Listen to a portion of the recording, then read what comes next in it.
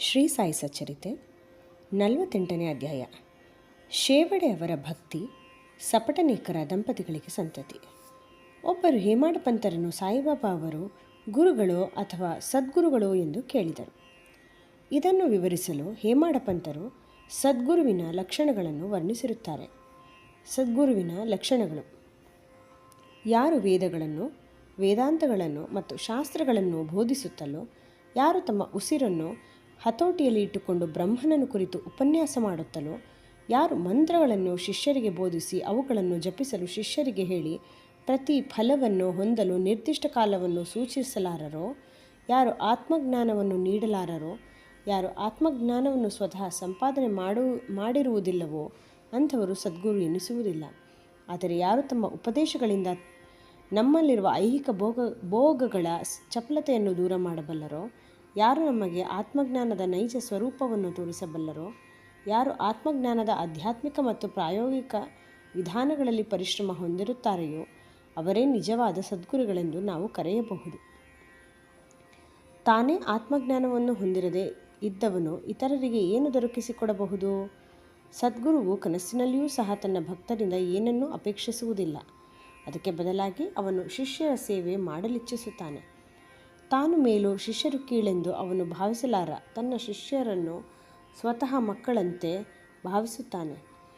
ಸದ್ಗುರುವಿನ ಮುಖ್ಯ ಗುಣವೆಂದರೆ ಅವನು ಶಾಂತಿಯ ನಿವಾಸ. ಅವನು ಯಾವಾಗಲೂ ನಿಶ್ಚಲನಾಗಿರುತ್ತಾನೆ. ತಾನು ವಿದ್ವಾಂಸನೆಂಬ ಅಹಂಕಾರ ಅವನಿಗೆ ಇರುವುದಿಲ್ಲ. ಶ್ರೀಮಂತರಾಗಲಿ ಬಡವನಾಗಲಿ, ದೊಡ್ಡವರಾಗಲಿ ಚಿಕ್ಕವರಾಗಲಿ ಎಲ್ಲರೂ ಅವನ ದೃಷ್ಟಿಯಲ್ಲಿ ಒಂದೇ.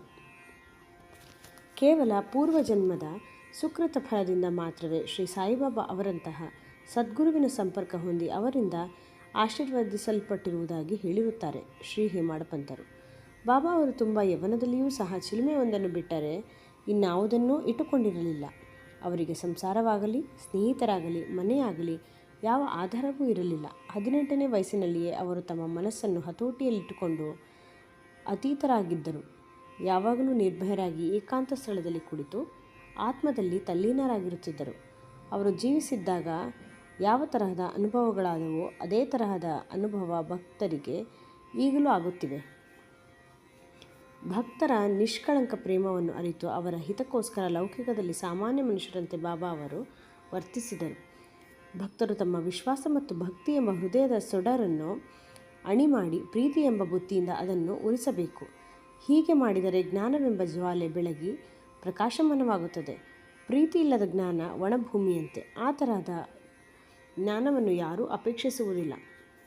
ಪ್ರೀತಿ ಇಲ್ಲದೆ ತೃಪ್ತಿ ಇರುವುದೇ ಇಲ್ಲ. ಆದುದರಿಂದ ನಮ್ಮಲ್ಲಿ ನಿಶ್ಚಲವಾದ ಅಪಾರವಾದ ಪ್ರೇಮವಿರಬೇಕು. ಆ ಪ್ರೇಮವನ್ನು ಯಾರಿಂದ ವರ್ಣಿಸಲು ಸಾಧ್ಯ? ಅದರ ಮುಂದೆ ಎಲ್ಲವೂ ಕ್ಷುಲ್ಲಕ. ಪ್ರೇಮವಿಲ್ಲದ ಪಠಣದಿಂದಾಗಲಿ ಶ್ರವಣದಿಂದಾಗಲಿ ಏನೂ ಪ್ರಯೋಜನವಿಲ್ಲ. ಪ್ರೀತಿ ಅಥವಾ ಪ್ರೇಮದ ಹೊಂಬೆಳಕಿನಿಂದ ಭಕ್ತಿ, ಶಾಂತಿ, ವೈರಾಗ್ಯ ಮತ್ತು ಎಲ್ಲವೂ ದೊರಕುತ್ತವೆ.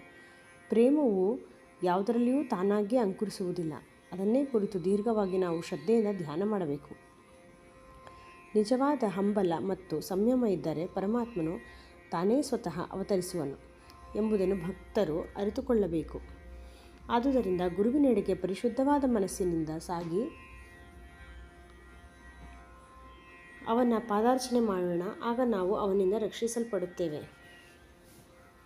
ಈ ಕೆಳಗಿನ ಭಕ್ತರ ಅನುಭವಗಳು ಈ ನೀತಿಯನ್ನು ನಿದರ್ಶಿಸುತ್ತವೆ. ಸಪಟನೇಕರ. ಅಕ್ಕಲಕೋಟೆಯ ಸಪಟನೇಕರ ವಿದ್ಯಾರ್ಥಿಯಾಗಿ ಕಾನೂನು ವ್ಯಾಸಂಗ ಮಾಡುತ್ತಿದ್ದರು. ಅವರು ಒಂದು ದಿನ ತಮ್ಮ ಸಹ ವಿದ್ಯಾರ್ಥಿಯಾದ ಶೇವಡೆ ಅವರನ್ನು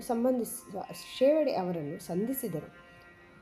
ಇತರ ವಿದ್ಯಾರ್ಥಿಗಳು ಕೂಡ ಗುಂಪು ಕೂಡಿಕೊಂಡು ಅವರ ವ್ಯಾಸಂಗದ ಟಿಪ್ಪಣಿಗಳನ್ನು ಹೋಲಿಸಿಕೊಂಡರು. ಇದರಿಂದ ಶೇವಡೆಯವರು ಏನೂ ಓದಿಲ್ಲವೆಂದು ಅವರು ಎಲ್ಲರೂ ಉಪಹಾಸ ಮಾಡಿದರು. ಆಗ ಅವರು, ಸರಿಯಾಗಿ ಓದದಿದ್ದರೂ ಪರವಾಗಿಲ್ಲ, ನನ್ನ ಸಾಯಿಬಾಬಾ ನನ್ನನ್ನು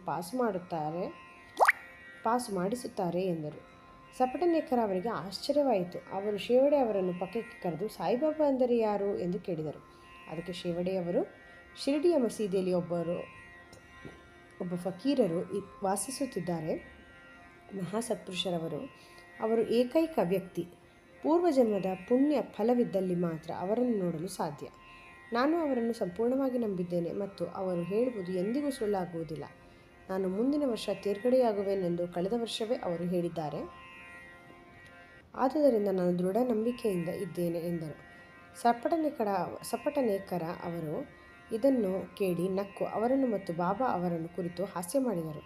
ಮುಂದೆ ಇಬ್ಬರು ಪರೀಕ್ಷೆಯಲ್ಲಿ ತೇರ್ಗಡೆ ಹೊಂದಿದರು. ಚಲ್ಹಟ್ ಸಪಟನೇಕರ್ ಅವರು ಅಕ್ಕಲಕೋಟೆಯಲ್ಲಿ ವಕೀಲಿ ವೃತ್ತಿ ಆರಂಭ ಮಾಡಿದರು. ಇದಾದ 10 ವರ್ಷಗಳ ನಂತರ ಅವರ ಮಗನು ಗಂಟಲು ವ್ಯಾಧಿಯಿಂದ ಮೃತನಾದನು. ಇದು ಅವರ ಹೃದಯವನ್ನು ಭೇದಿಸಿತು. ಗಾಣಗಾಪುರ ಮತ್ತು ಇತರ ಪವಿತ್ರ ತೀರ್ಥ ಯಾತ್ರೆಗಳನ್ನು ಮಾಡಿದರು, ಆದರೂ ಶಾಂತಿ ದೊರಕಲಿಲ್ಲ. ವೇದಾಂತ ಪಾರಾಯಣ ಮಾಡಿದರೂ ಕೂಡ ಶಾಂತಿ ಸಿಗಲಿಲ್ಲ. ಆಗ ಅವರಿಗೆ ಶೇವರ್ಡೆಯವರು ಹೇಳಿದ ಬಾಬಾ ಅವರ ಜ್ಞಾಪಕ ಬಂದಿತು. ಆಗ ಶಿರಡಿಗೆ ಹೋಗಿ ಬಾಬಾ ಅವರ ದರ್ಶನ ಪಡೆಯಬೇಕೆಂದು ನಿರ್ಧರಿಸಿದರು. ಅವರು ತಮ್ಮ ಕಿರಿಯ ಸಹೋದರ ಪಂಡಿತರಾವರನೊಡನೆ ಶಿರಡಿಗೆ ಹೋಗಿ ಬಾಬಾ ಅವರ ದರ್ಶನ ಪಡೆದ ಮರುಕ್ಷಣವೇ ಆನಂದಭರಿತರಾದರು. ಅವರು ಬಾಬಾ ಅವರ ಹತ್ತಿರ ಹೋಗಿ ಶುದ್ಧ ಮನಸ್ಸಿನಿಂದ ಹಣ್ಣು ಹೂವುಗಳನ್ನು ಅವರ ಮುಂದಿಟ್ಟು ಕೂಡಲೇ ಬಾಬಾ ಅವರು ಇಲ್ಲಿಂದ ಹೊರಟು ಹೋಗು ಚಲ್ಹಟ್ ಎಂದು ಆರ್ಭಟಿಸಿದರು. ಸಪಟನೇಕರ ಅವರು ತಲೆ ತಗ್ಗಿಸಿ ದಿಕ್ಕು ತಪ್ಪಿ ಏನೂ ತಿಳಿಯದೆ ಪಕ್ಕಕ್ಕೆ ಸರಿದರು. ಯಾವ ರೀತಿಯಿಂದ ಬಾಬಾ ಅವರನ್ನು ಸಂತುಷ್ಟಪಡಿಸಬೇಕೆಂಬುದನ್ನು ತಿಳಿಯಲು ಅವರು ಉತ್ಸುಕರಾದರು. ಕೆಲವರು ಬಾಳಾ ಶಿಂಪಿ ಕಡೆಗೆ ಹೋಗಲು ಹೇಳಿದರು. ಸಪಟನೇಕರ ಶಿಂಪಿ ಅವರನ್ನು ಕಂಡು ಸಲಹೆ ಕೇಳಿದರು. ಅವರು ಬಾಬಾ ಅವರ ಫೋಟೋವನ್ನು ತೆಗೆದುಕೊಂಡು ಅವರೊಡನೆ ಮಸೀದಿಗೆ ಬಂದರು.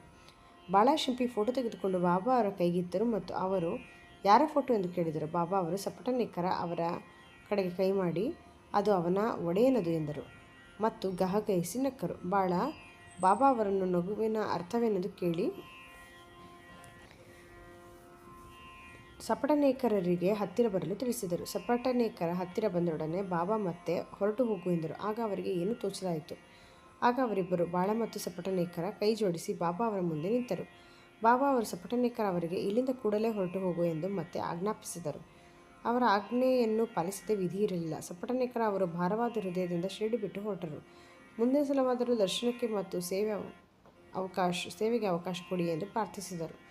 ಶ್ರೀಮತಿ ಸಪಟನೇಕರ 1 ವರ್ಷ ಕಳೆಯಿತು. ಆದರೂ ಸಪಟನೇಕರ ಅವರಿಗೆ ಶಾಂತಿ ದೊರಕಲಿಲ್ಲ.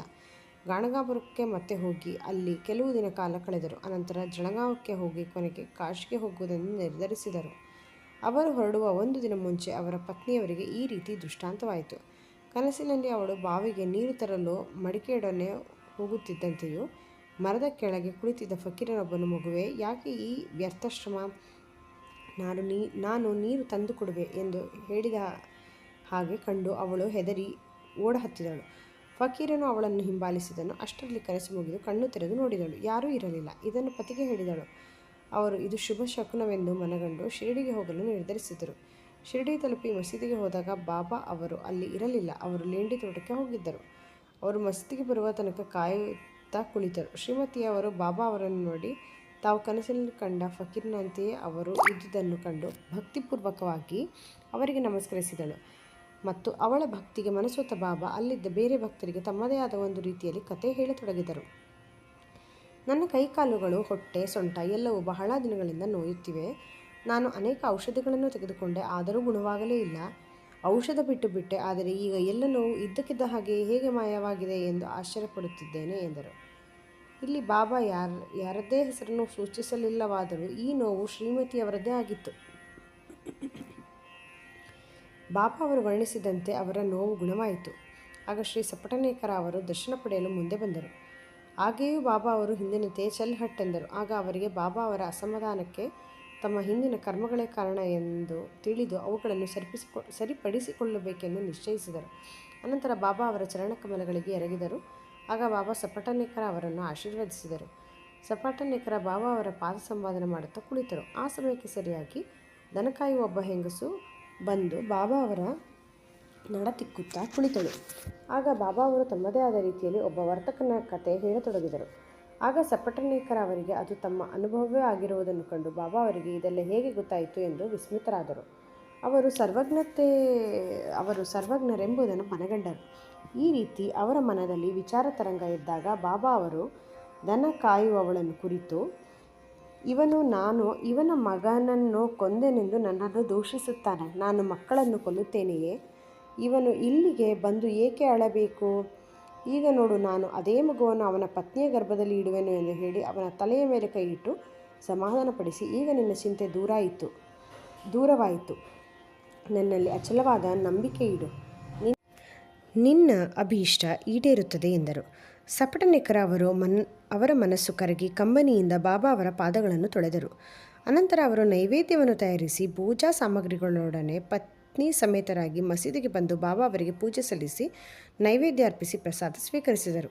ನಂತರ ಪ್ರತಿದಿನ ಇದೇ ರೀತಿ ಪೂಜಿಸ ಹತ್ತಿದರು. ಒಂದು ದಿನ ಮಸೀದಿಯಲ್ಲಿ ಬಹಳ ಜನಸಂದಣಿ ಇತ್ತು. ಸಪಟನೇಕರ ಅವರು ಸಂದಣಿಯಲ್ಲಿ ನುಗ್ಗಿ ಆಗಾಗ್ಗೆ ಬಾಬಾ ಅವರಿಗೆ ನಮಸ್ಕರಿಸುತ್ತಿದ್ದರು. ಇದನ್ನು ನೋಡಿ ಬಾಬಾ ಸಪಟನೇಕರ ಅವರಿಗೆ, ಯಾಕೆ ಬಹಳ ನಮಸ್ಕರಿಸುತ್ತಿರುವಿ? ಪ್ರೀತಿ ಮತ್ತು ಭಕ್ತಿಯಿಂದ ಒಂದು ನಮಸ್ಕಾರವೇ ಸಾಕು ಎಂದರು. ಅಂದಿನ ರಾತ್ರಿ ಈ ಹಿಂದೆ ಹೇಳಿದ ಚಾವಡಿ ಮೆರವಣಿಗೆಯನ್ನು ಸಪಟನೇಕರ ಕಂಡರು. ಆಗ ಬಾಬಾ ಅವರು ಅವರಿಗೆ ಪಂಢರಪುರದ ಪಾಂಡುರಂಗನಂತೆ ಕಂಡರು. ಮಾರನೆಯ ದಿನ ಶಿರಡಿಯಿಂದ ಹೊರಡುವುದಕ್ಕೆ ಮೊದಲು ಸಪಟನೇಕರ ಅವರು ಬಾಬಾ ಅವರಿಗೆ ₹1 ದಕ್ಷಿಣೆ ಕೊಡಬೇಕೆಂದು ಪುನಃ ಕೇಳಿದರೆ ಇಲ್ಲ ಎಂದು ಹೇಳದೆ ತಮ್ಮ ಖರ್ಚಿಗೆ ಸ್ವಲ್ಪ ಹಣ ಇಟ್ಟುಕೊಂಡು ಉಳಿದಿದ್ದೆಲ್ಲವನ್ನೂ ಕೊಡಬೇಕೆಂದು ಯೋಚಿಸಿದರು. ಅವರು ಮಸೀದಿಗೆ ಹೋಗಿ ₹1 ದಕ್ಷಿಣೆಯನ್ನು ಅರ್ಪಿಸಿದಾಗ ಅವರ ಇಚ್ಛೆಯಂತೆಯೇ ಬಾಬಾ ಅವರು ₹200 ಕೇಳಿದರು. ಅದನ್ನು ಸಪಟನೇಕರ ಕೊಟ್ಟರು. ಆಗ ಬಾಬಾ ಅವರು, ಈ ತೆಂಗಿನಕಾಯಿಯನ್ನು ತೆಗೆದುಕೋ, ಇದನ್ನು ನಿನ್ನ ಪತ್ನಿಯ ಸೆರಗಿನಲ್ಲಿ ಹಾಕು, ಯಾವುದೊಂದು ಚಿಂತೆ ಬೇಡ, ಸುಖವಾಗಿ ಪ್ರಯಾಣ ಮಾಡು ಎಂದರು. ಬಾಬಾ ಅವರು ಹೇಳಿದಂತೆ ಸಪಟನೇಕರ ನಡೆದುಕೊಂಡರು. 1 ವರ್ಷದೊಳಗಾಗಿ ಅವರಿಗೆ ಪುತ್ರ ಸಂತಾನವಾಯಿತು. ಮಗುವಿನ 8ನೇ ತಿಂಗಳಿನಲ್ಲಿ ದಂಪತಿಗಳಿಬ್ಬರು ಮಗುವಿನೊಡನೆ ಶಿರಡಿಗೆ ಬಂದರು. ಬಾಬಾ ಅವರ ಪಾದದಲ್ಲಿ ಮಗುವನ್ನು ಇಟ್ಟು, ದೇವರೇ, ನಿಮಗೆ ಸಾಷ್ಟಾಂಗ ನಮಸ್ಕಾರಗಳು. ನಿಮ್ಮ ಋಣ ತೀರಿಸುವ ಬಗ್ಗೆ ನಮಗೆ ತಿಳಿಯದು. ಈ ಬಡವರನ್ನು ಆಶೀರ್ವದಿಸಿ ಕಾಪಾಡಿರಿ. ನಮಗೆ ನಿಮ್ಮ ಚರಣಗಳೇ ಸರ್ವಸ್ವ. ನಮ್ಮನ್ನು ಆಶೀರ್ವದಿಸಿರಿ ಎಂದು ಪ್ರಾರ್ಥಿಸಿದರು. ಶ್ರೀ ಸಾಯಿ ಪ್ರಣಾಮ.